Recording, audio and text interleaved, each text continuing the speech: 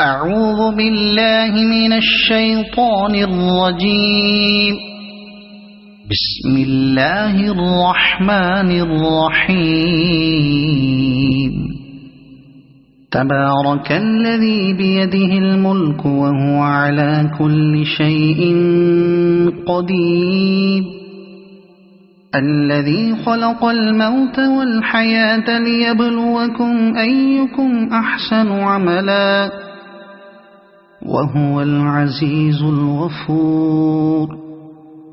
الذي خلق 7 سماوات طباقا ما ترى في خلق الرحمن من تفاوت فارجع البصر هل ترى من فطور ثم ارجع البصر كرتين ينقلب إليك البصر خاسئا وهو حسير.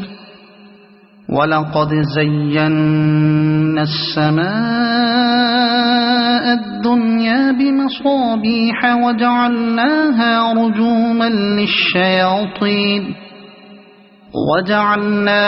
رجوما للشياطين وأعتدنا لهم عذاب السعير.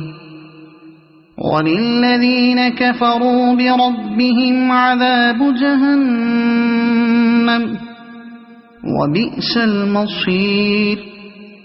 إذا ألقوا فيها سمعوا لها شهيقا وهي تفور تكاد تميز من الغيظ. كلما ألقي فيها فوج سألهم خزنتها ألم يأتكم نذير قالوا بلى قد جاءنا نذير فكذبنا وقلنا ما نزل الله من شيء إن أنتم إلا في ضلال كبير. وقالوا لو كنا نسمع أو نعقل ما كنا في أصحاب السعير فاعترفوا بذنبهم فسحقا لأصحاب السعير. إن الذين يخشون ربهم بالغيب لهم مغفرة وأجر كبير. وأسروا قولكم أو اجهروا به إنه عليم بذات الصدور. ألا يعلم من خلق وهو اللطيف الخبير. هو الذي جعل لكم الأرض ذلولا فامشوا في مناكبها وكلوا من رزقه وإليه النشور.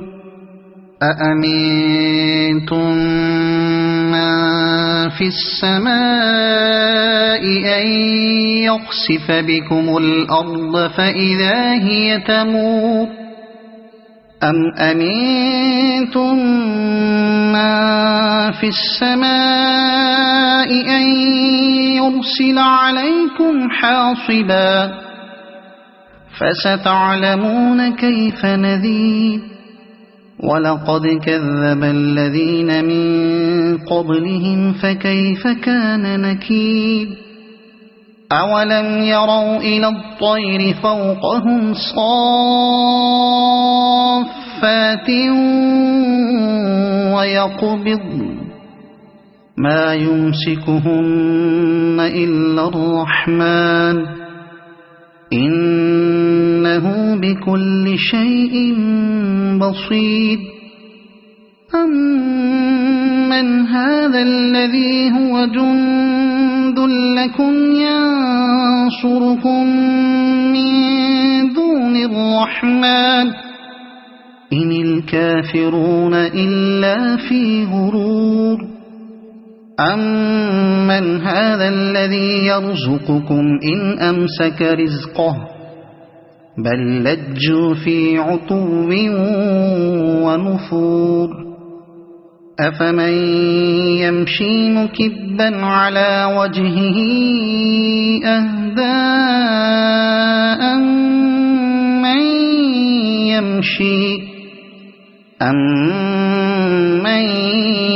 يَمْشِي سَوِيًّا عَلَى صِرَاطٍ مُّسْتَقِيمٍ قُلْ هُوَ الَّذِي أَنشَأَكُمْ وَجَعَلَ لَكُمُ السَّمْعَ وَالْأَبْصَارَ وَالْأَفْئِدَةَ قَلِيلًا مَا تَشْكُرُونَ قُلْ هُوَ الَّذِي ذَرَأَكُمْ فِي الْأَرْضِ وَإِلَيْهِ تُحْشَرُونَ وَيَقُولُونَ مَتَى هَذَا الْوَعْدُ إِن كُنتُمْ صَادِقِينَ قُلْ إِنَّمَا الْعِلْمُ عِندَ اللَّهِ وَإِنَّمَا أَنَا نَذِيرٌ مُبِينٌ فَلَمَّا رَأَوْهُ زُلْفَةً سِيئَتْ وُجُوهُ